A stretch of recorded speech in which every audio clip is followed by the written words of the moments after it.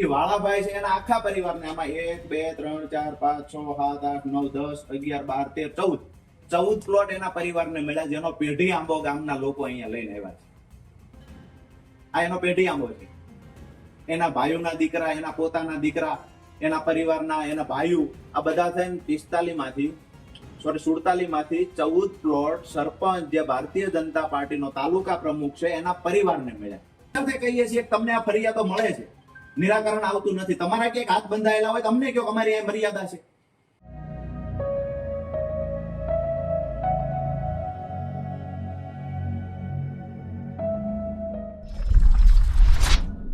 આ દ્રશ્યો એ સોડા ગામના છે, જ્યાં ડીડીઓ કચેરી ખાતે રાજુ કરપડા અને એમની સાથે બીજા અનેક લોકો પહોંચ્યા હતા. ત્યાં જઈ અને વિરોધ કરવાના કારણ શું છે? તો કારણ એ છે કે રાજુ કરપડા એવા આક્ષેપ કરી રહ્યા છે કે ગરીબોના પ્લોટ છે ભારતીય જનતા પાર્ટીના નેતાઓ ખાઈ ગયા છે. એ પ્લોટ પર ઘર બનવાના હતા અને ઘર બનવાની જગ્યાએ બારોબાર એની વહેંચણી થઈ ગઈ અને વેચાઈ પણ ગયા. અને બધી જ વાત સાથે ડીડીઓ કચેરી પહોંચ્યા, જિલ્લા અધિકારીને એમને ખખડાવ્યા પણ ખરી. એ વાતચીત દરમિયાન સવાલો પૂછતા દેખાયા કે ગરીબ સાથે ખેડૂત સાથે આ કેમ થઈ રહ્યું છે?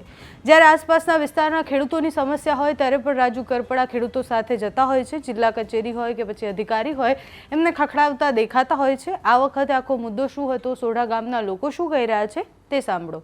આજે 71 પ્લોટ પડ્યા, એમાંથી 47 પ્લોટ લિસ્ટ આ લોકોને મળ્યું. 47 પ્લોટનું વેચાણ થઈ ગયું.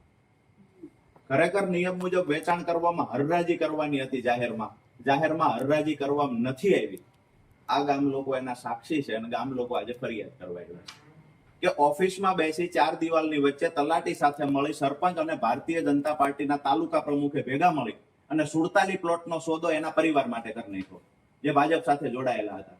બીજી વાત તમને કરું કે એમાંથી 45 લોકો એવા છે જેને એક કરતા વધારે ઘર એ જ ગામમાં છે, એ જ લોકો પાસે અત્યારે પ્લોટ મળ્યા. આ ભાઈ વાળા છે, આ સરપંચ જે છે એ વાળાભાઈ છે એના આખા પરિવારને આમાં 1 2 3 4 5 6 7 8 9 10 11 12 13 14 પ્લોટ એના પરિવારને મળ્યા, જેનો પેઢી આંબો ગામના લોકો અહીંયા લઈને આવ્યા છે. આ એનો પેઢી આંબો છે. એના ભાઈઓના દીકરા, એના પોતાના દીકરા, એના પરિવારના, એના ભાઈઓ, આ બધા થઈને 47 માંથી 14 પ્લોટ સરપંચ જે ભારતીય જનતા પાર્ટીનો તાલુકા પ્રમુખ છે એના પરિવારને મળ્યા, જેના ગામમાં એક કરતા વધારે ઘર છે. આવા 45 લોકો છે જેના એક કરતા વધારે ઘર છે, તેમ છતાંય આજે આ ગરીબોને પ્લોટ આપવામાં નથી આવ્યા. પ્લોટ આપવામાં આવ્યા પેલા લોકો જે ભાજપ સાથે મળેલા હતા. અમારી આપને રજૂઆત ગામના લોકો પણ કરશે. રજૂઆત એ છે એક ડીડીઓ તરીકે કે જો આ જ સિસ્ટમ ચાલશે, તમે ચાર્જ સંભાળ્યો પછી મારે ન કહેવું પડે, પણ આજે દુઃખ સાથે કહું છું, સડલા ગામમાં પણ ભ્રષ્ટાચારની ફરિયાદ આવી. અરજદાર છેલ્લા 6 મહિનાથી ધક્કા ખાય છે, એક ઇંચ કામ નથી થયું, 5 લાખ રૂપિયાનો ભ્રષ્ટાચાર થયો છે, હજુ સુધી કાર્યવાહી નથી થઈ. કોણ રોકે છે? આ જિલ્લા પંચાયત પ્રમુખ અત્યારે અહીંયા બેઠો હતો, જિલ્લા પંચાયત પ્રમુખનું કામ છે, એને જ આપેલી ગ્રાન્ટ છે 5 લાખની. મતલબ ક્યાંક ને ક્યાંક સાફ છે. જેવી રીતે બચુભાઈ ખાબડમાં વહીવટ એનો દીકરો કરતો હતો, અહીંયા સડલા ગામના સરપંચે ગ્રાન્ટ લૂંટી છે. જિલ્લા પંચાયત પ્રમુખ, જિલ્લા પંચાયતમાંથી ગ્રાન્ટ ગઈ છે. તો ક્યાંક ને ક્યાંક જિલ્લા પંચાયત પ્રમુખ, ટીડીઓ, તલાટી, સરપંચ બધા સાથે મળીને કૌભાંડ કર્યા કરશે, ભ્રષ્ટાચાર કર્યા કરશે. દુઃખ સાથે કહીએ છીએ કે તમને આ ફરિયાદો મળે છે, નિરાકરણ આવતું નથી. તમારા ક્યાંક હાથ બંધાયેલા હોય તો અમને કહો, અમારી આ મર્યાદા છે. દરેક ગામની આ સિસ્ટમ ચાલુ થઈ છે. દરેક ગામમાં, મૂળી તાલુકામાં ભ્રષ્ટાચારની અરજીઓ કેટલી આવે છે. પેલો 6 મહિનાથી અરજદાર ધક્કા થાય. અરજદારે ઓન પેપર બતાવ્યું છે, સ્થળ પર જોઈ શકાય કે જે 5 લાખ રૂપિયાનું કામ બતાવવામાં આવ્યું, કમ્પ્લીશન સર્ટિફિકેટ એન્જિનિયરે આપી દીધું. 1 ઇંચ કામ નથી થયું, 1 ઇંચ. અને ભૂગર્ભ ગટર અહીંયા બતાવવામાં આવી, એના ફોટા ક્યાંકથી લઈ આવવામાં આવ્યા, ભૂગર્ભ ગટર કમ્પ્લીશન સર્ટિફિકેટ આપી દીધું, એનું બિલ પણ પાસ થઈ ગયું. આની ભાગ બટાઈ ક્યાં સુધી જાય છે? હું એઝ એ ડીડીઓ તરીકે તમને પૂછું છું. શરમજનક બાબત છે આ બધા માટે. વિપક્ષમાં બેઠા છીએ, અમારા માટે શરમજનક બાબત છે અને તમારા માટે તો ખાસ. તમારી અંડરમાં આ બધા કામ થાય છે અને બધા કામમાં કૌભાંડ થાય છે. આજે આ સોંઠા ગામના લોકો આવ્યા છે મેડમ, જે સરપંચ છે, ગામના આગેવાનો છે, રજૂઆત કરશે. હું રિક્વેસ્ટ કરું છું કે આ ઓફિસમાં અમારે ધરણા પર બેસી અને આ તંત્રને નગ્ન ન કરવું પડે ને, આ ધ્યાન રાખજો પ્લીઝ. તમારા મારફતે વિનંતી કરીએ છીએ. અધિકારી પર અમને કોઈ આક્ષેપ કરવાનો શોખ નથી, પણ તલાટીઓ ભાજપના નેતાઓના ખોળે બેસે છે ને એને આ ધંધા બંધ કરાવવાનું કહેજો. એક તો ગામમાં હાજર નથી રહેતા, ગામમાં જેટલા પણ ભ્રષ્ટાચાર થાય છે ને એમાં તલાટીઓ સામેલ હોય છે. અમે પહેલા કહેતા ને હજુ કહીએ છીએ કે ભૂતકાળ ભૂલી જશે, તલાટી ભૂલી જાય અને એજે આ ખુરશી પર બેઠેલા અધિકારીએ ભૂલી જાય કે જિલ્લા પંચાયતનો પ્રમુખ અથવા તો કોઈ ધારાસભ્ય બે તમારી બાજુમાં બેઠા હોય એટલે એનો મતલબ એવો નથી કે અધિકારીઓને બચાવી લે છે.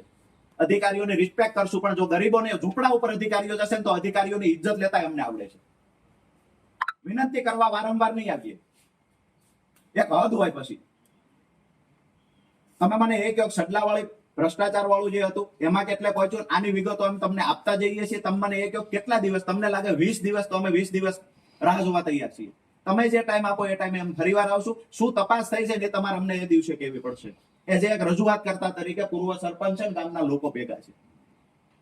બરાબર, અમારી વાત તમને ખોટી લાગતી હોય કે કાયદાની બહાર રહીને અમે વાત કરતા હોય, તમને કયો અમારું ધ્યાન દોરો.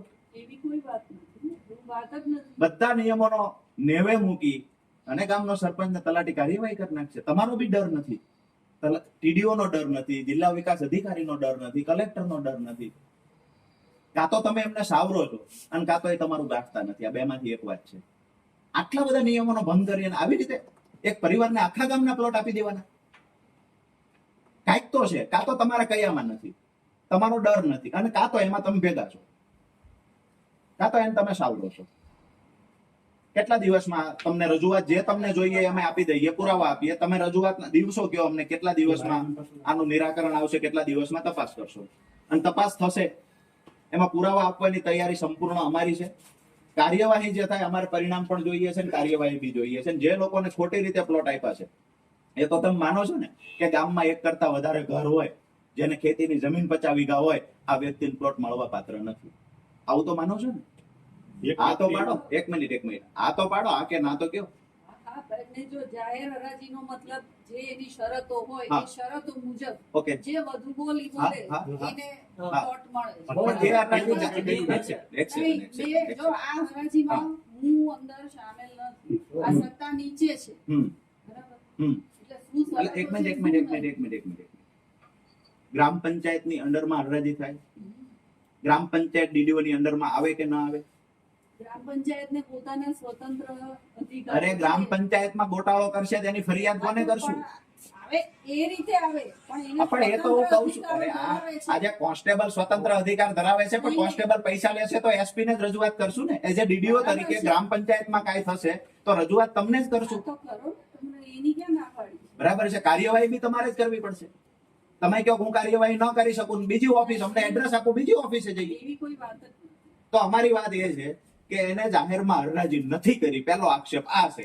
તો આ ખરીદી થઈને જે હરરાજી થઈ એ બોગસ ગણાય કે ન ગણાય? જો એને જાહેરમાં ન કરી હોય તો તમે આપો તો ખરા મને રજૂઆત. મને આ કરે ના તો કયો, અમે આપીએ છીએ, પુરાવા આપશું, બધા પુરાવા આપશું. તમે મને એટલું કહો કે એક રૂમમાં બેસીને જો આ વ્યક્તિએ પ્લોટ વેચી દીધા હોય તો ગેરરીતિ થઈ છે કે નથી થઈ? આ તો થઈ જાય. બરાબર છે, એના પુરાવા અમે આપશું. ગામના લોકોને કહીશું. ગામના લોકો આજે આ ગામના લોકો આવ્યા છે, બરાબર છે. ઢોલ વગાડીને ગ્રામ સભા ભરીને હરરાજી કરી છે. તમને કેટલા દિવસે ખબર પડી કે હરરાજી થઈ ગઈ? મળી ગયા, વેચાણ થયા ને પછી અમને ખબર પડી છે. તે સિવાય અમને ખબર નથી પડી.